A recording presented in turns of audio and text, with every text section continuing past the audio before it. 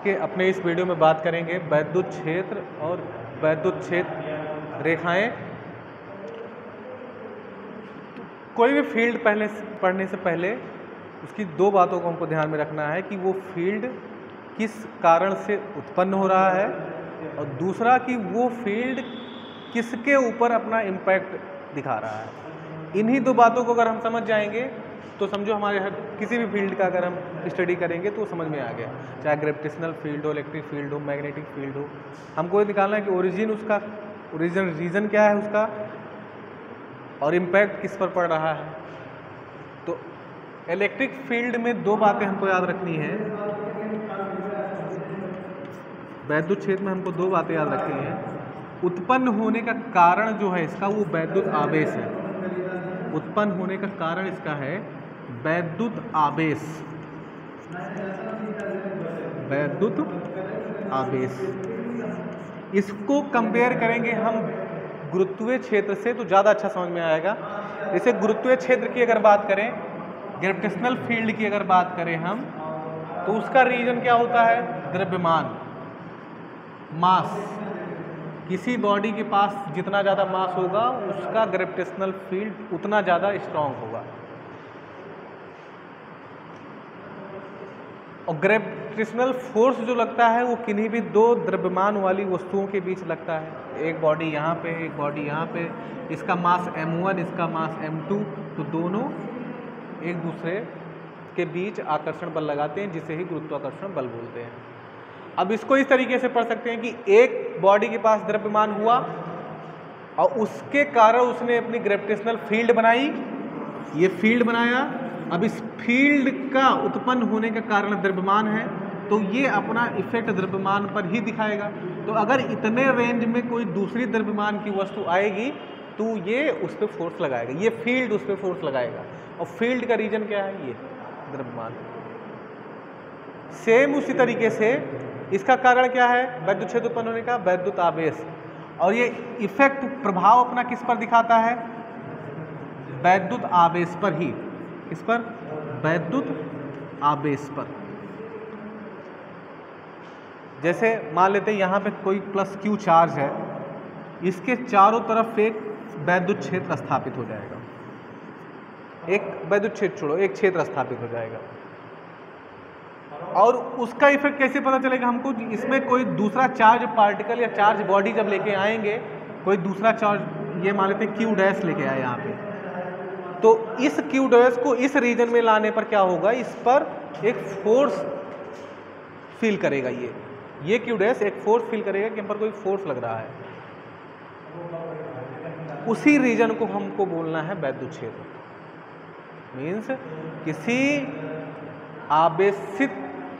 आवेशित वस्तु या कण के चारों ओर उत्पन्न वह क्षेत्र जिसमें कोई आवेशित कण या वस्तु रखने पर उस पर वैद्युत बल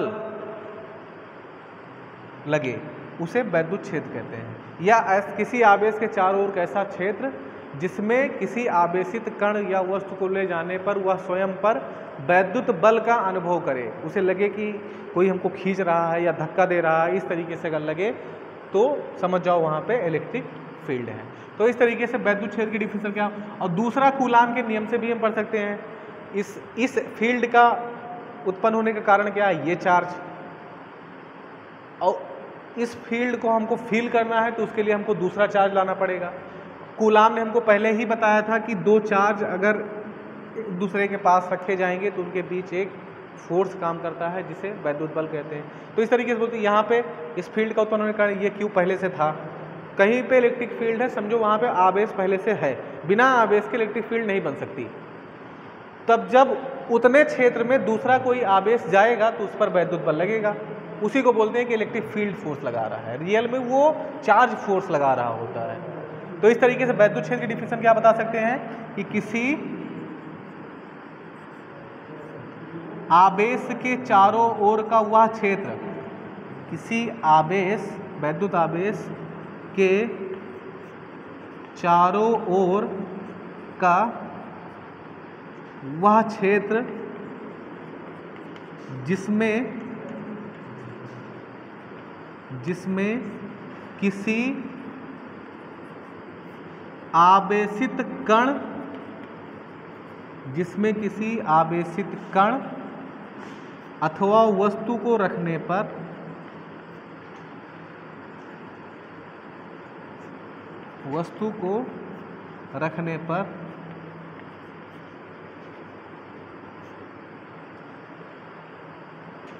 वस्तु पर वैद्युत बल कार्य करे, वैद्युत बल का अनुभव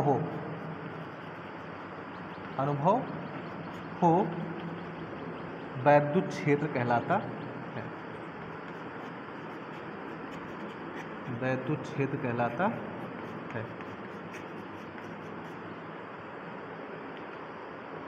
बात समझ में आई? वैद्युत क्षेत्र रीजन उत्पन्न होने का, वैद्युत आवेश असर किस पे दिखाएगा? वैद्युत आवेश पे। डिफिनीशन क्या हो जाएगी? किसी आवेश के चारों ओर का वह क्षेत्र जिसमें किसी आवेशित कण या वस्तु को रखने पर उस पर वैद्युत बल का अनुभव किया जा सके, वो वैद्युत क्षेत्र कहलाता है।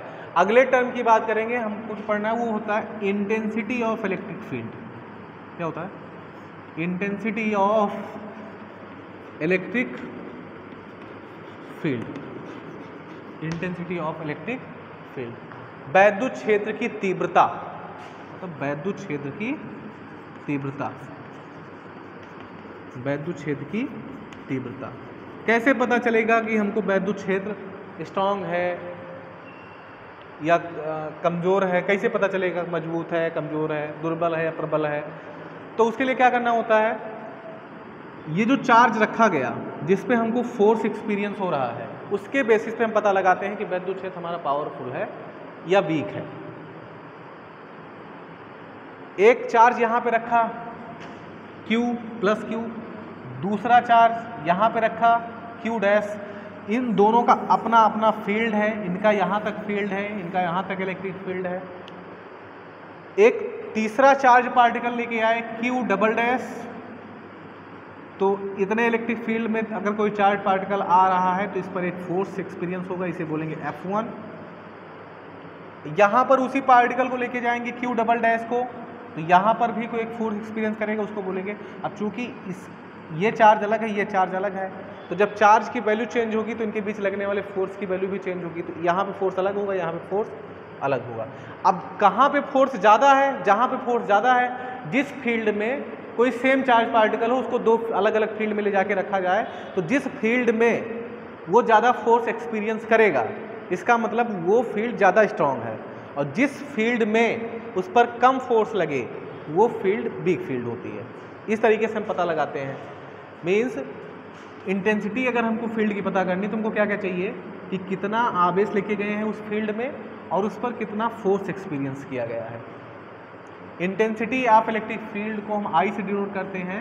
I इक्वल आपको फार्मूला हो जाता है F/Q0, जहाँ पे Q0 जो होता है ये एक टेस्टिंग चार्ज के रूप में लेते हैं। Q0 किसके रूप में लेते हैं? टेस्टिंग चार्ज, परीक्षण आवेश के रूप में। अब परीक्षण आवेश की कुछ प्रॉपर्टी होती है। परीक्षण आवेश, पहली चीज तो ये पॉइंट चार्ज होना चाहिए, बिंदु आवेश होना चाहिए, इसका साइज बहुत बड़ा नहीं होना चाहिए।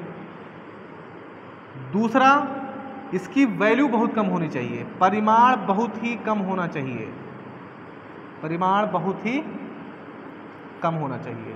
और तीसरी प्रॉपर्टी कि ये पॉजिटिव होना चाहिए। तो किसी भी अगर इलेक्ट्रिक फील्ड की इंटेंसिटी को चेक करना है तो हमको वहाँ पे एक, अब ऐसे दिखाई पड़ता नहीं इलेक्ट्रिक फील्ड, कमरे में इलेक्ट्रिक फील्ड हमको नहीं नजर आएगा जब तक यहाँ पे कोई चार्ज पार्टिकल लेके नहीं आएंगे और उस पर फोर्स एक्सपीरियंस नहीं होगा, तब तक हमको नहीं पता चलेगा कि यहाँ पे इलेक्ट्रिक फील्ड है। तो उसके लिए क्या करते हैं, एक टेस्टिंग चार्ज होता है Q0 से जिसे डिनोट करते हैं, उसको उस फील्ड में लेके जाते हैं और उस पर जितना फोर्स लगता है वो फोर्स और उस टेस्टिंग चार्ज की वैल्यू कितना है, दोनों का रेशियो फाइंड आउट करते हैं, वही हमारा होता है इंटेंसिटी ऑफ इलेक्ट्रिक फील्ड। इस टर्म से यदि मान लेते हैं कि Q0 की वैल्यू है 1 कूलाम, एकांक आवेश है कोई, Q0 की वैल्यू क्या है 1 कूलाम, तो I इक्वल क्या होगा F/Q0 की जगह क्या रखेंगे 1 रख दिया, या बोल सकते हैं I इक्वल F।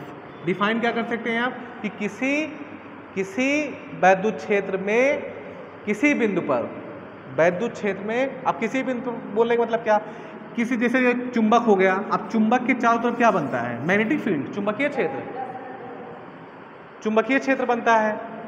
लेकिन हमको पता है जैसे जैसे चुंबक से दूर होते जाएंगे उसकी इंटेंसिटी जो होती है फील्ड की वो कम होती जाती है।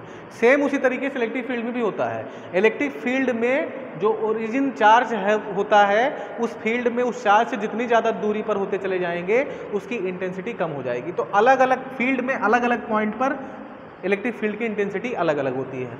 तो किसी एकांक धन परीक्षण आवेश को वैद्युत क्षेत्र में किसी बिंदु पर रखने पर उस पर लगने वाले वैद्युत बल को ही उस बिंदु पर वैद्युत क्षेत्र की तीव्रता कहते हैं। फिर से एक बार, किसी एकांक धन परीक्षण आवेश को वैद्युत क्षेत्र में किसी बिंदु पर रखने पर उस पर लगने वाले वैद्युत बल को ही उस बिंदु पर वैद्युत क्षेत्र की तीव्रता कहते हैं। इसे I से डिनोट करते हैं। I equal formula F/Q0। इस फार्मूले से इसकी यूनिट निकालेंगे तो I की यूनिट हो जाएगी F की यूनिट अपान Q0 की यूनिट। तो F की यूनिट क्या हो जाएगी, न्यूटन। फोर्स की यूनिट क्या होती है, न्यूटन अपान Q0 तुम्हारा क्या, आवेश की यूनिट क्या होती है, कूलाम। तो इंटेंसिटी ऑफ इलेक्ट्रिक फील्ड की यूनिट क्या हो जाएगी, न्यूटन पर कूलाम। तो ये हो जाता है हमारा इलेक्ट्रिक फील्ड का इंट्रोडक्शन। इसमें हमको वैद्युत क्षेत्र रेखाएं भी बताना था लेकिन उसको अगले वीडियो में कवर करेंगे।